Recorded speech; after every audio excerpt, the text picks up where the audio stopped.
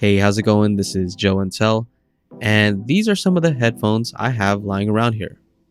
They range from $30 to a little over $300. Take a look around and let me know if you think I'm the right person to send a pair of headphones that cost 10 times that much at $3,000. Probably not, but I'm sure happy they did.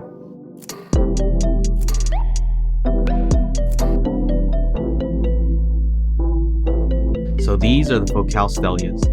These guys at Funnel Audio were crazy enough to hook me up with these. They also want to hook you up. They're offering 10% off any order on their website. Just use the code JoeUntel10, details in the description. They have all kinds of hi-fi products on their website, so make sure to check it out. Their support allowed me to do this review for you guys, so I'd appreciate it if you'd show them some support in return. Alright, so let's start off with the unboxing of these bad boys.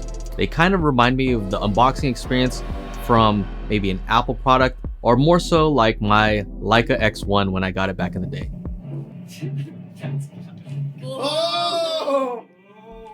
First, let's talk about the box itself. It's fully wrapped in leather, and it reminds me of kind of like a squarish basketball. This thing has engravings everywhere. The thing I noticed about this box is it is weighted, so all of the products are down at the bottom. So when you go to lift up the top, the box stays in place, and it kind of has that suction effect where you can tell that there's some air and just the right amount of resistance.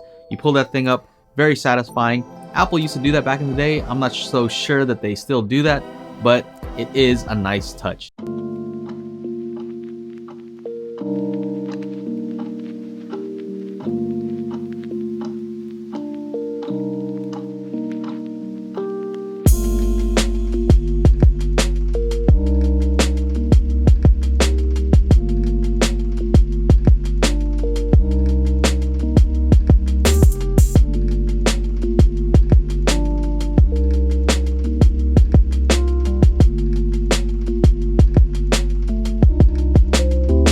Now let's talk about the materials of the actual headphones themselves.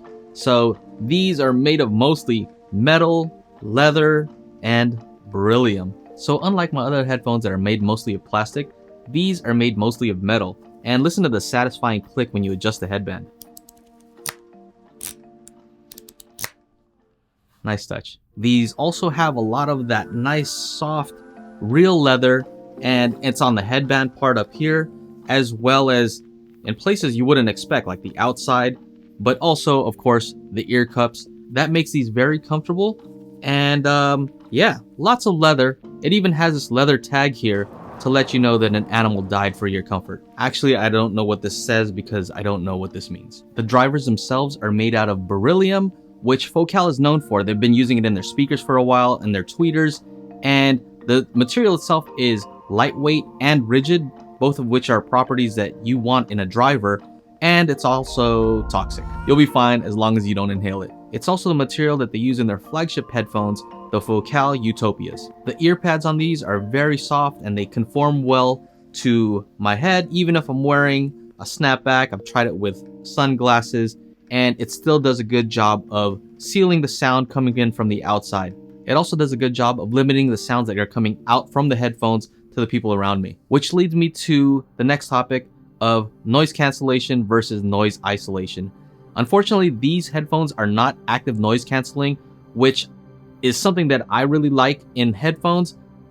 These are noise isolating headphones, and what that means is that there's no active microphone that's doing phase cancellation to try to cancel out unwanted sounds. Instead, these are blocking out sounds using physical means.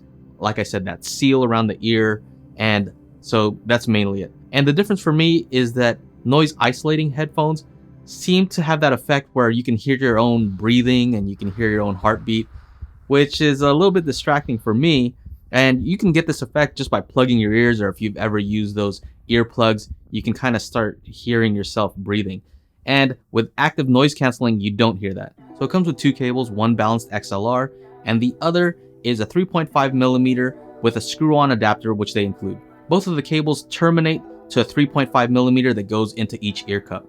The cables themselves have a nice material on the outside, which actually matches the case. And speaking of the hard case, yes, it does come with one. It also comes with a leather pouch for manuals.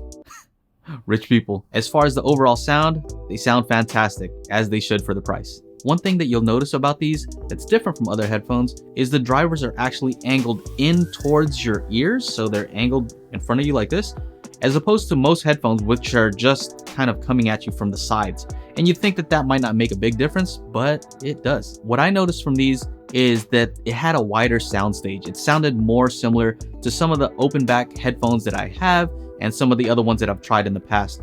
And which is weird because these are closed back. And typically with a closed back, you have a more confined soundstage.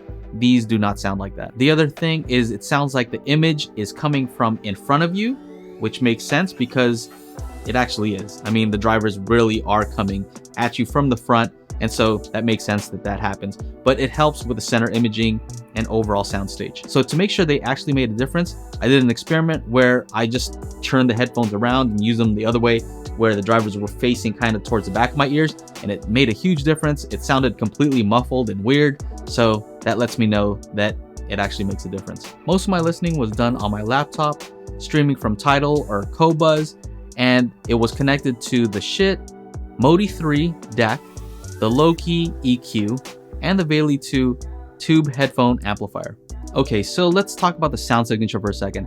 The bass on these, it's definitely there. I did a sweep test and I got it down to 20 hertz and below, and it was definitely producing those sounds.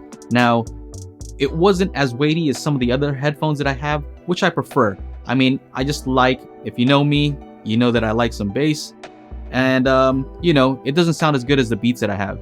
I'm just kidding, I don't have beats. The bass is there, so if you're not somebody who likes a ton of bass, I don't think you'll have an issue with that. But for me, I would like just a little bit more heft in the bass. As far as mid-range itself was smooth.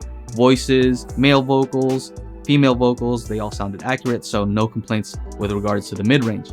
Now, when it comes to the treble can either be looked at two ways. It can be looked at as very bright, you know, which some people don't like, or some people might consider it revealing or detailed, and you know, so those are two different ways to describe the same sound, and it just depends on where you're coming from. And so my other headphones relative to these are not as bright. So when people say that hearing is subjective, it really is true. And I mean, you can test this for yourself. If you hear headphones that are bright, after listening for a while, you might actually get used to that sound. So my other headphones, they've always sounded okay to me. They have always sounded fine until I went back from the Focals to my other headphones, and they sounded muddy in comparison, just because I was so used to hearing that brighter sound signature, and vice versa. So when I first tried these on, I was just like, man, these are super bright. These are crazy. It's all relative. So it's kind of like going from a really bright situation and you go indoors after being out in the sun and everything just looks dark, even though that might look normal to you on a regular basis. And vice versa, if you wake up and first thing in the morning and open the window, the light coming in, you're just like, oh, I can't, it's just too bright. And it's just relative. It just takes a while for your eyes and your ears to adapt to different situations. I did a sweep test on these headphones and I noticed that on the Focal Stellias from 10 kilohertz and up, it really has an easy time producing those frequencies. I mean, it just kind of sings in those frequencies. It's like, it seems like the Beryllium driver was made to produce those high frequencies really well, which makes sense. That's why they use it in their tweeters. So although I found them very detailed, I was able to hear stuff in songs that I wasn't normally able to hear. Some people, like my wife, found them fatiguing. So you have to ask yourself whether that's a sound that you're looking for. If not, then maybe look elsewhere. But if you are looking for the most detail, let's say, for example, as you get older, your hearing of the high frequencies starts to decrease. So when you're young, you can hear 20 kilohertz. And as you age, it gets down to 18, 16, 14. And so if you are down to 10, 11, 12, 13, 14 kilohertz, you might appreciate these because these headphones will bring out that extra detail that you might miss if you're using other headphones. The thing that I noticed about these, even though the treble is elevated for me, is that it didn't sound unnatural. It actually sounded extremely natural. It did it with ease.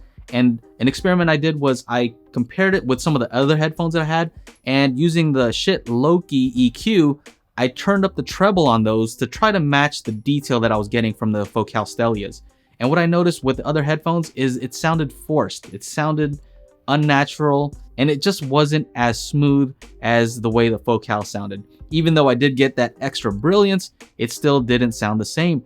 The way I'll describe it is, imagine a genius who has a ridiculous IQ and you can just tell they're smart, versus somebody who's an average guy and he's trying to sound smart. I mean, you can just tell they're just trying. Yes, these Focal Stellias are awesome, but every headphone has cons, and let's talk about those right now. So these Focals, first of all, they cost more than my first car. I'm serious. So for most people, I think that these are cost prohibitive. The second thing is the weight. So these do have premium materials. They have that metal instead of plastic. The trade-off is they are heavier on your head, and you'll feel it after listening for long listening sessions. You'll notice the weight on your head compared to some of the other headphones that are much lighter. And so the cables are really nice. They have that really nice material. They're a little bit stiff, which means that the cable kind of does weird things. At certain times, they kind of get twisted in weird ways. Also, they are heavy. And so when you plug them in, you will notice that they add weight to the headphones, and it does kind of pull down, and you'll notice it. The other thing is, as you can tell, the other headphones I have here, I kind of just throw them around. I have one headphone stand, and so whichever one I'm using goes on that stand. But the other ones are just kind of lying around. That's not something I'm willing to do with these Focals. These are just too expensive, and so they always stay in their case. You know, you just feel like you have to be more careful with them. At least I do. The other thing is that these are gonna stay at home. There's no way that I'm gonna take these out. I'm definitely not gonna go running with them or go to the gym. I don't do those things anyway. But I'm not gonna be taking them to the airport because I don't like $3,000 things sitting on my head. It's just too much. And I'm pretty sure that most people are gonna feel the same way about that. So who are these for? I'd say that they're for somebody who doesn't mind the cost. They see that cost and they're okay with it, and they want the premium build. They want that experience, and they want the extra detail that you'll get out of these. And so somebody who knows that these might be a fit, they know who they are. And if you balked at the price immediately, they're probably not for you. Probably not for me either. But somebody who is willing to spend the money on these, I think that if they don't mind that extra detail, if that's what they're looking for, I think they'll be rewarded with the soundstage and just the overall presentation. It might also be good for that person who can buy these and can give them as a very expensive gift to somebody else. And if that's you, email me and we can be friends. So that wraps up my review of the Focal Stellias. If you have any questions, leave them in the comments below. So once again, thank you to Funnel Audio, and also thank you to my Patreon supporters. You guys allow me to do what I enjoy doing, what I love to do. So thank you again to all of you who support me on Patreon. If you're not already a supporter, please consider doing so, and the link is right here. So that's it. Make sure to like, subscribe, ring the bell to be notified when I upload new videos or when I go live. Add me on Instagram at JoeUntel, and the full article, the full write-up will be on our website, DailyHifi.com. Link will be in the description. That's it. Take care. Bye-bye.